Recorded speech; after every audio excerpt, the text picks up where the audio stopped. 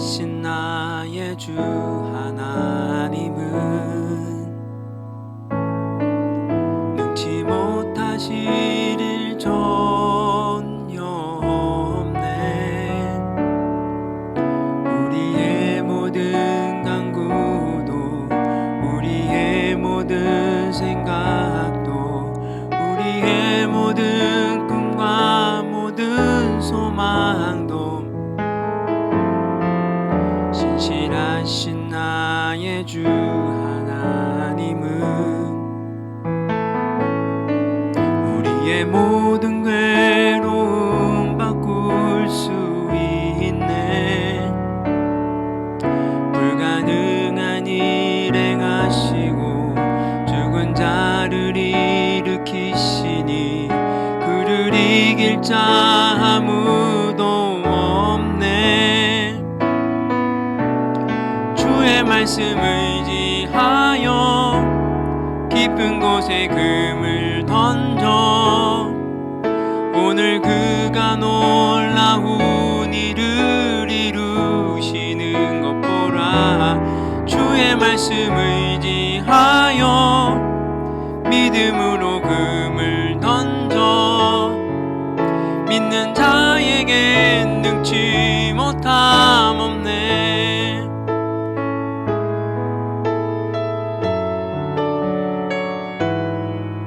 전능하신 나의 주 하나님은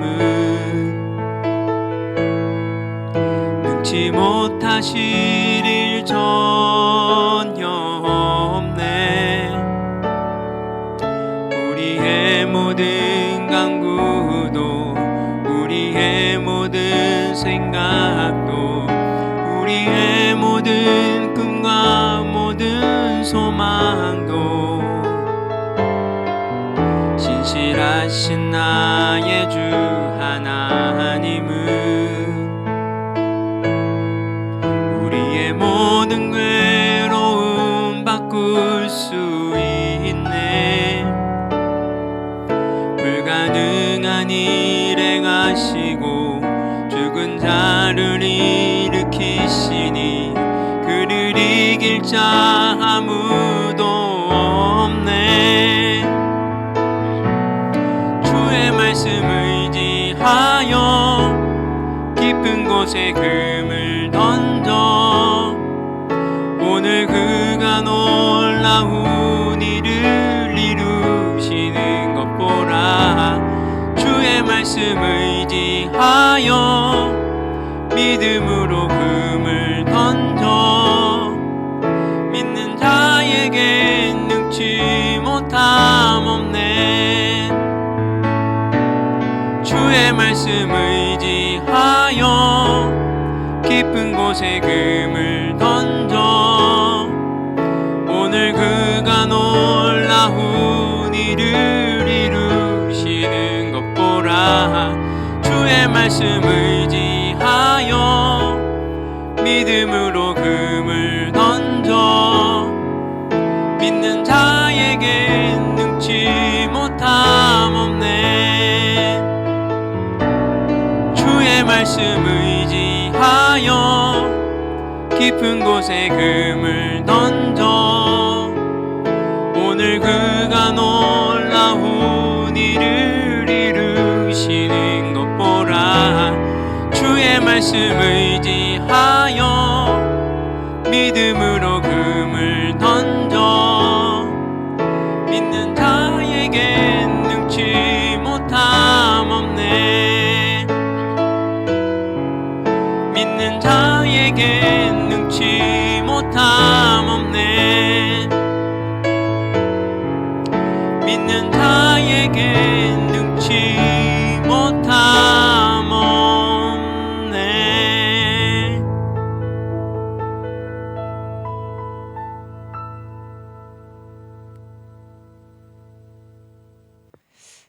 하나님, 우리가 이 어려운 시기에, 이 힘든 시기에 하나님께서 이 교회를 심판하는 이 시기에 하나님 이렇게 온라인으로라도 주님께 예배 드릴 수 있게 하신 주님 감사합니다.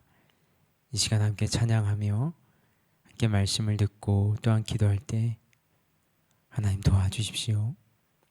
정말 이 말씀이 우리에게 생명이 되어지고 피와 살이 되는 역사가 일어나기를 간절히 원합니다.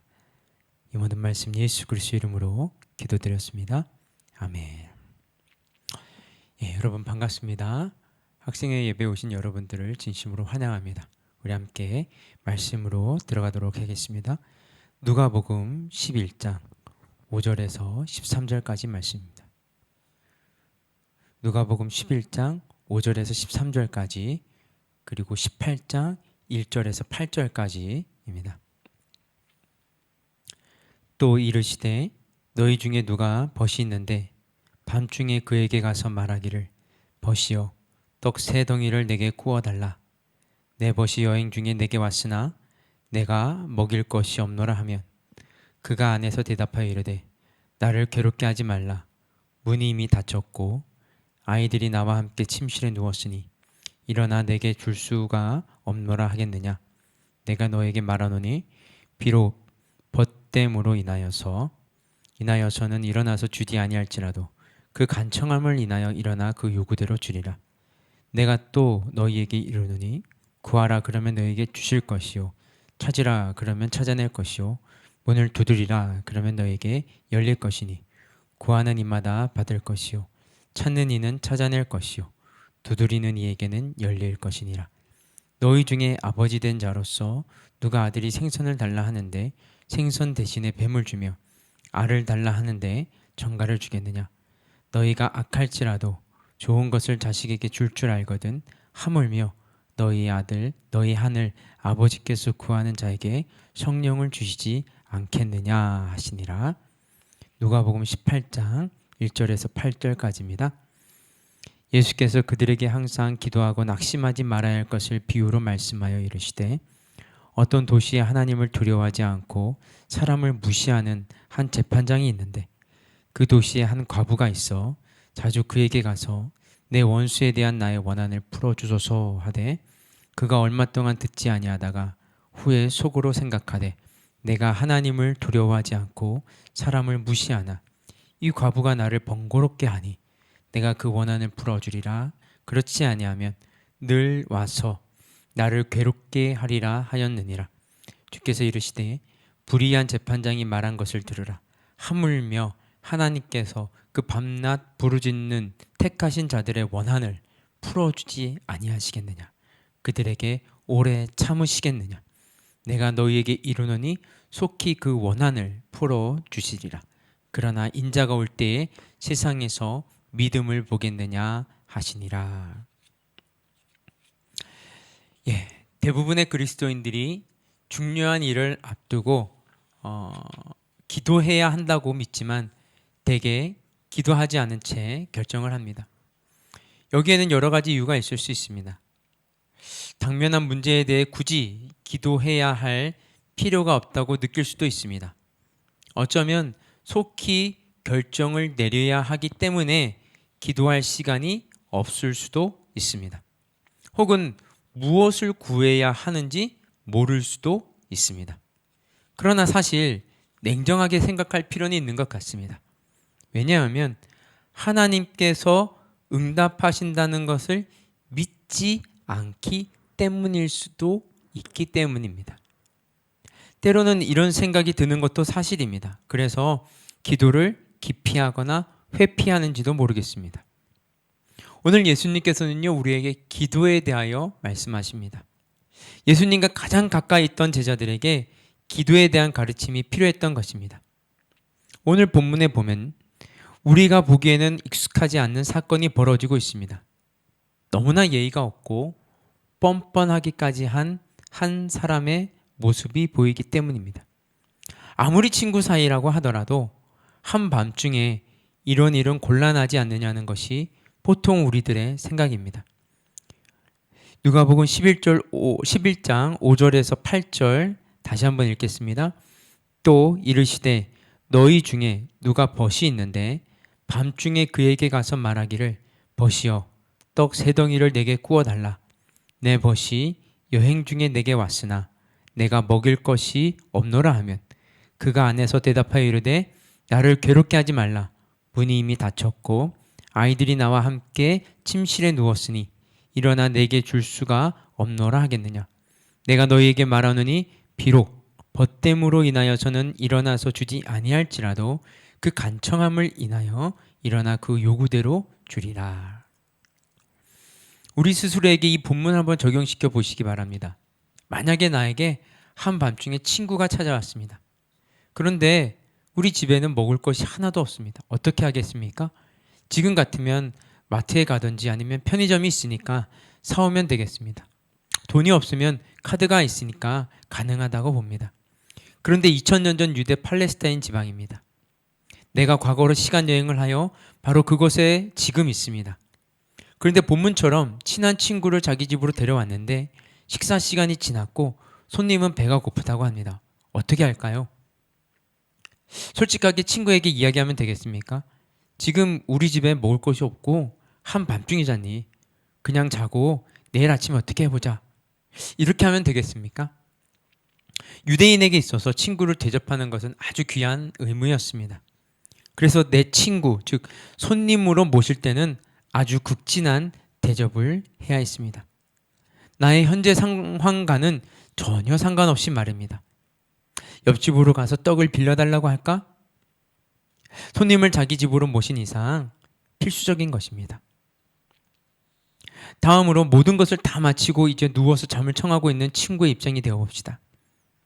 문을 두드리면서 떡을 달라고 청하는 사람에게 어떻게 대해야 하겠습니까? 현재 우리는 띵동 하고 들리는 소리를 듣고 뭐야 지금 시간이 몇 시인데 도대체 누구야 하며 일어날 것입니다. 아니면 참 예의도 없네.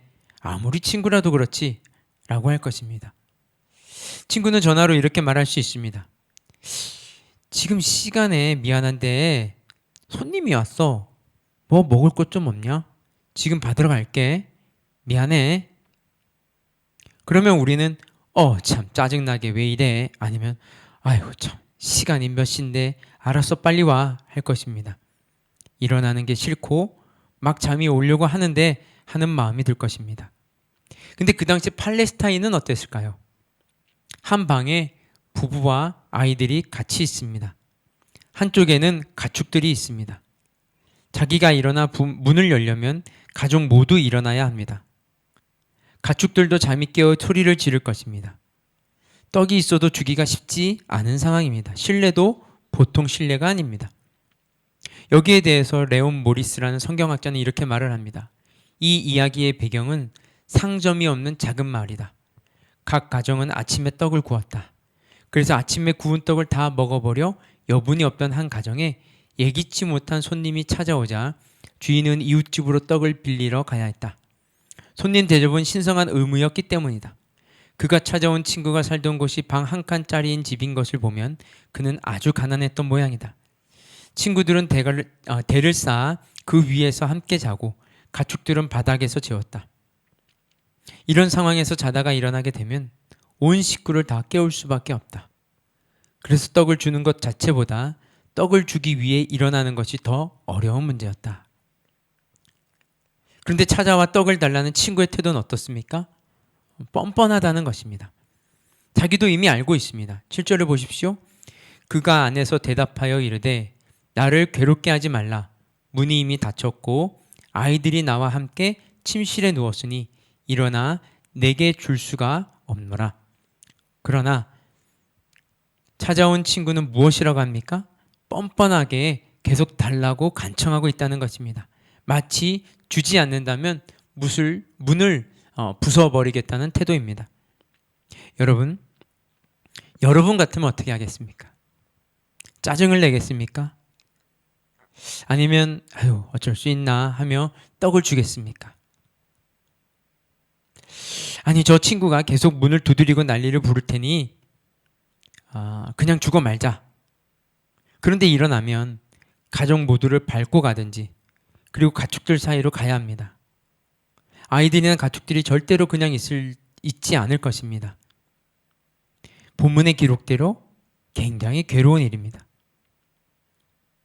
예수님께서 기도에 대하여 가르치시면서 무엇을 말씀하고 계신 것일까요? 여기서 마지못해 일어난 친구와 우리가 믿는 하나님은 다르다는 것입니다. 노발의 그의 누가복음 주석에서 이렇게 말합니다. 불완전한 인간도 불편을 참지 못해 한밤중에 일어나 친구를 돕는데 하늘에 계신 친구이시며 완전한 사랑을 가지신 하나님이 자녀들의 신실한 기도를 듣고 응답하시지 않겠느냐. 다음으로 보아야 될 본문이 있습니다. 누가복음 1절에서 8절까지인데요. 과부와 불의한 재판관의 비유를 살펴보도록 하겠습니다. 함께 읽겠습니다. 예수께서 그들에게 항상 기도하고 낙심하지 말아야 할 것을 비유로 말씀하여 이르시되 어떤 도시에 하나님을 두려워하지 않고 사람을 무시하는 한 재판장이 있는데 그 도시에 한 과부가 있어 자주 그에게 가서 내 원수에 대한 나의 원한을 풀어주소서 하되 그가 얼마 동안 듣지 아니하다가 후에 속으로 생각하되 내가 하나님을 두려워하지 않고 사람을 무시하나 이 과부가 나를 번거롭게 하니 내가 그 원한을 풀어주리라. 그렇지 않으면 늘 와서 나를 괴롭게 하리라 하였느니라. 주께서 이르시되 불의한 재판장이 말한 것을 들으라 하물며 하나님께서 그 밤낮 부르짖는 택하신 자들의 원한을 풀어주지 아니하시겠느냐. 그들에게 오래 참으시겠느냐. 내가 너희에게 이르노니 속히 그 원한을 풀어주시리라. 그러나 인자가 올 때에 세상에서 믿음을 보겠느냐 하시니라. 과부는 어떤 상황에 있습니까? 3절을 보면 자기 삶에 대한 원수가 있습니다. 이 원수가 삶을 어렵게 만들고 상황을 불편하게 하고 어쩌면 사기를 쳤는지도 모르겠습니다. 그래서 속이 상하고 생각할수록 힘이 들고 너무나 억울하기에 꼭 이 원한을 반드시 풀어야겠다고 생각을 했습니다. 과부는 재판관이 치가 떨리도록 자주 찾아가야겠다고 결심을 했습니다. 왜냐하면 과부는 가진 것이 없는 사람이요 일가 친척이나 누구에게 도와달라고 손을 내밀 만한 곳이 아무데도 없는 사람이었습니다. 어쩌면 우리와 같은 서민보다 못한 사람일 수 있습니다. 그래서 할 수 있는 방법은 자주 밤낮을 가리지 않고 찾아가서 원한을 풀어달라고 계속 소리를 지르는 것입니다. 이것 외에는 방법이 없다고 생각했기 때문입니다. 여러분, 그렇다면 재판관이 과부의 요청을 들어주는데요. 과부의 요청을 들어주는 이유는 무엇이라고 성경이 말합니까? 재판관이 한번 말을 들어보십시오. 4절에서 5절입니다. 그가 얼마 동안 듣지 아니하다가 후에 속으로 생각하되 내가 하나님을 두려워하지 않고 사람을 무시하나 이 과부가 나를 번거롭게 하니 내가 그 원한을 풀어주리라. 그렇지 않으면 늘 와서 나를 괴롭게 하리라 하였느니라. 여러분, 기도 생활을 해오면서 이 비유에 나타난 과부의 심정과 같았던 적이 있습니까? 꼭 이 억울함은 풀어야 된다. 이 원한은 풀어야 된다. 이 문제는 꼭 해결을 해야 돼. 내가 이기나 누가 이기나 한번 해보자 하는 심정으로 그렇게 나아간 적이 있습니까? 떡을 주지 않고 문을 열어주지 않으면 문을 부숴버릴 거야. 떡 줘! 하는 마음으로 간청한 적이 있습니까? 그럴 때 여러분 어떻게 하나님의 응답을 경험하셨습니까?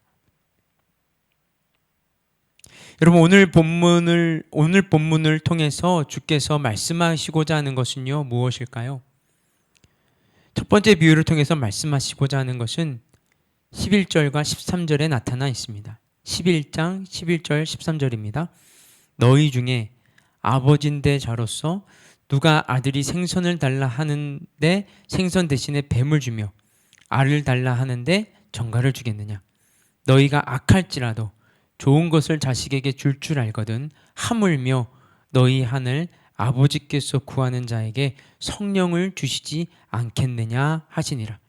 악한 사람이라도 좋은 것을 주려고 하는데 하물며 하늘 아버지께서는 더 좋은 것으로 주시지 않겠느냐는 것입니다.